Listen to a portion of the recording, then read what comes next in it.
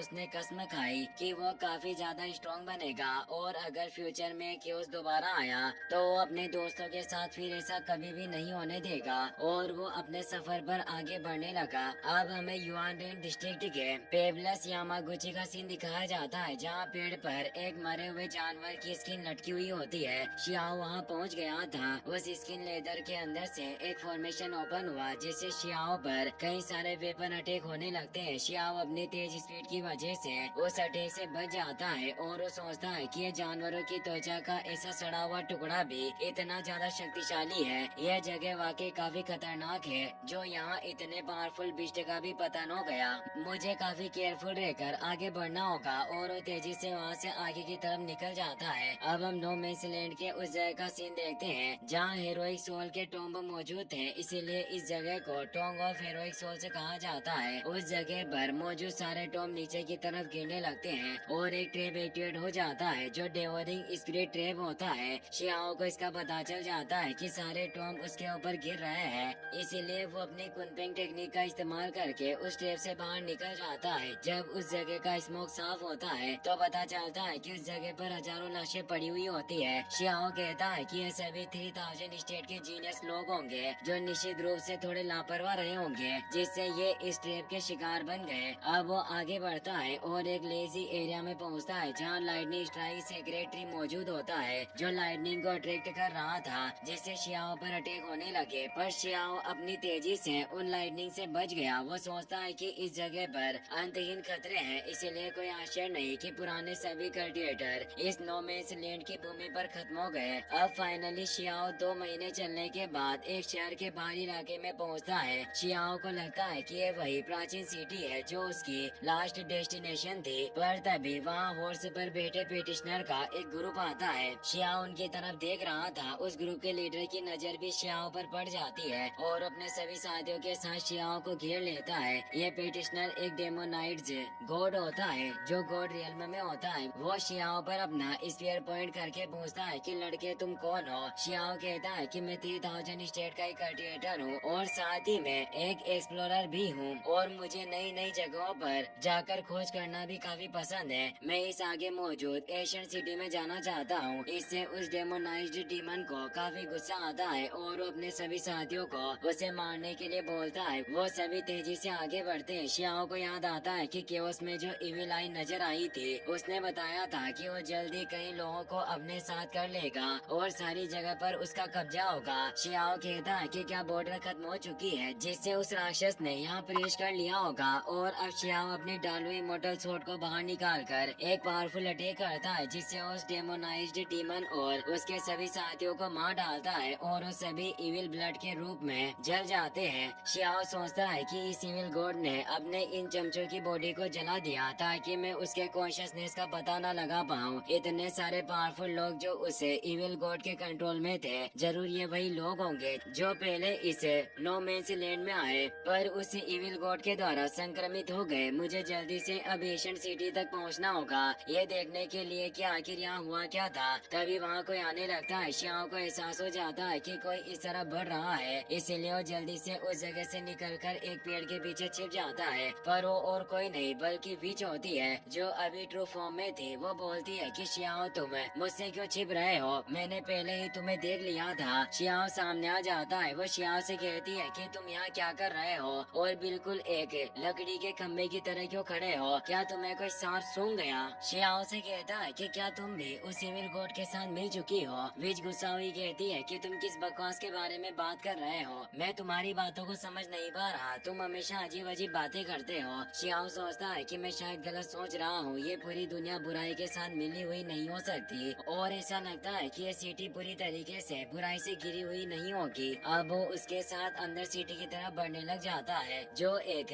Kangaroo city होती है जहाँ काफी ज्यादा चहल पहल थी। शियाओ इससे बोलता है कि तुम मुझसे आगे कैसे निकल सकती हो और इस जगह पर पहले कैसे पहुँची। विच बोलती है कि यंग मैन आखिर तुम कहना क्या चाहते हो, क्या तुम मुझसे जेलस फील कर रहे हो क्योंकि तुम 3 इमोर्टल एनर्जी स्ट्रेंथ होने के बावजूद भी मुझसे पहले इस जगह पर नहीं पहुंच पाए। वाकई तुम अब पहले की तरह नहीं रहे। और वो हंसते हुए कहती है कि मुझे माफ करना, मैं तो सिर्फ तुम्हें चिढ़ा रही थी। और वो बताती है कि मैं उस रास्ते पर उतरी जहाँ संयोग से एक एशियन टेलीपोर्टेशन एरे मौजूद था जिससे मैं इस शहर में पहुंच गई और यही वजह है कि मैं इस जगह पर तुमसे पहले आ गई। शियाओ कहता है कि मुझे इस जगह पर पहुंचने के लिए हजारों संकटों का सामना करना पड़ा और तुमने बस टेलीपोर्ट किया और यहाँ आ गई। क्या ये ज्यादा ही अनुचित नहीं है? विज बोलती है कि ये सब लक पर ही डिपेंड करता है और शायद मेरा भाग्य अच्छा था जो मुझे कई सारे खतरों का सामना नहीं करना पड़ा। शियाओ बोलता है कि अगर तुम पहले ही यहाँ आ गई थी इसलिए मुझे बताओ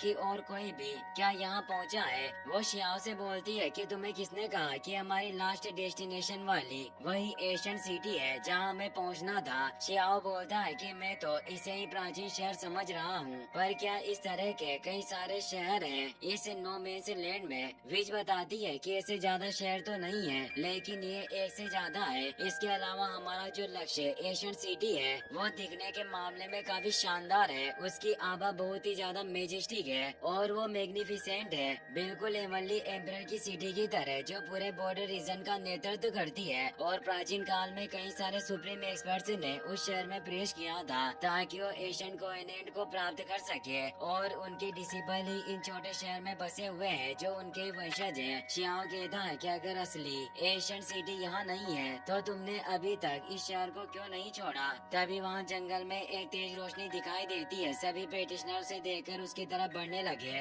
विच बोलती है कि ये एनर्जी असली वजह है जिसकी वजह से मैंने उस शहर को नहीं छोड़ा। ये एनर्जी बीच जंगल में से आ रही होती है। सभी पेटिशनर वहाँ पहुँच जाते हैं। शियाओ और विच भी वहाँ गए थे। विच बताती है कि ये घटना हाल ही में अक्सर कई बार दिखाई दी है। कभी कभी ये पहाड़ों में दिखाई देती है तो कभी कभी ये अंडरग्राउंड में, और इस तरह एक अवसर को हर कोई हासिल करना चाहता है। शियाओ देखता है कि इस एनर्जी के साथ एक बिस्ट सामने आ रहा है जो वही लिटिल किरिन बिस्ट होता है जो फ्लावर इमोर्टल गर्ल के साथ रहता था और उसका पेड़ था, पर उसके मरने से पहले वो एक पोर्टल के थ्रू वहाँ से निकल गया था। शियाओ से देखकर हैरान था और सोचता है कि अगर ट्रायल पाथ पर यह बिस्ट नजर आया और निंग चुआन ने इसे हासिल कर लिया तो निश्चित रूप से मेरे लिए मुसीबत खड़ी करेगा। इसीलिए चाहे कुछ भी हो मैं उसे इस किरिन बिस्ट को पाने नहीं दे सकता। किरिन बिस्ट फ्लावर गर्ल को ढूंढ रहा था इसलिए वो हर जगह जगह पर दिखाई देता।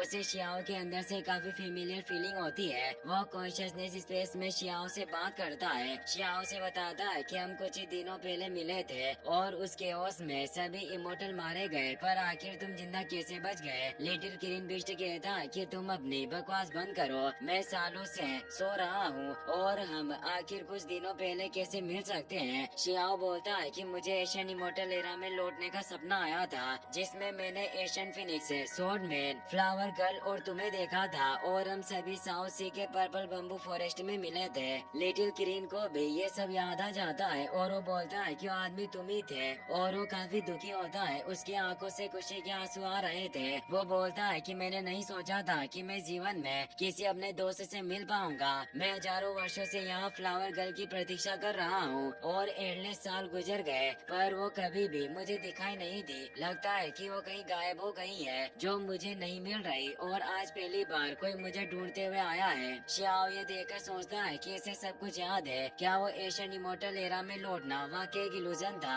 आखिर वो किस तरह का जादू था जो इस किरिन बिस्ट को भी मैं अभी भी याद हूँ। किरिन बिस्ट शियाओ के पास आने लगता है और बोलता है कि मुझे आशा है कि फ्लावर गर्ल वापस मेरे पास लौट आई। मुझे उसकी काफी याद आती है, मैं उसे काफी मिस कर रहा हूँ। शियाओ से कहता है कि तुम रोना बंद करो और मेरे साथ चलो, मैं तुम्हारा ख्याल रखूंगा और तुम्हें मैं बॉर्डरलैंड के उसके और सिविल गॉड के पास ले जाऊंगा। हम साथ मिलकर उस दुश्मन से सामना करेंगे और फ्लावर गर्ल और बाकी इमोर्टल का बदला लेंगे। पर किरिन बिस्ट मना कर देता है और उससे मुंह फेरता हुआ कहता है कि मैं अभी भी यही रहकर फ्लावर गर्ल का इंतजार करना चाहता हूँ। मुझे उम्मीद है कि वो वापस जरूर दिखाई देगी और मुझे ढूंढते हुए आएगी। शियाओ बोलता है कि मैं भी यही चाहता हूँ लेकिन वो मर चुकी है और मुझे नहीं लगता कि वो फिर कभी दिखाई देगी। किरिन बिस्ट बोलता है कि ऐसा कभी नहीं होगा, मुझे उस पर विश्वास है, वो मुझे ढूंढते हुए जरूर आएगी। शियाओ बोलता है कि तुम अब बड़े हो गए हो इसीलिए बेहतर होगा कि तुम सच्चाई को स्वीकार कर लो। शियाओ सोचता है कि मैं काफी क्रूर तरीके से इसे अपने साथ चलने के लिए मना रहा हूँ, पर अगर मैंने तुम्हें सच्चाई का एहसास नहीं करवाया तो तुम हमेशा अपने सपने में ही रह जाओगे।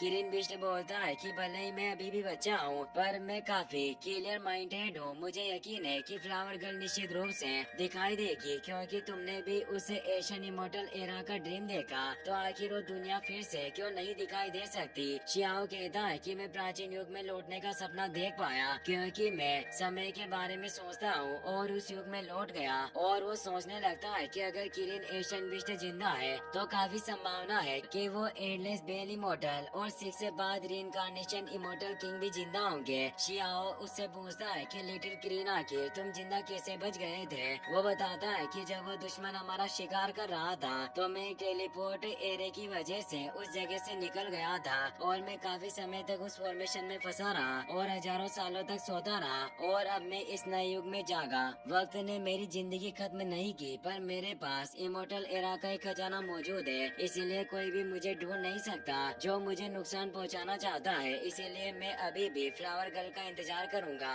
और इस दुनिया में फिर से दिखाई दूंगा। और अब वो वहाँ से चला जाता है। इसी के साथ ये एपिसोड यहीं पर खत्म हो जाता है। वीडियो पसंद आई हो तो लाइक कर देना और अपने दोस्तों के साथ शेयर करना। Thanks for watching.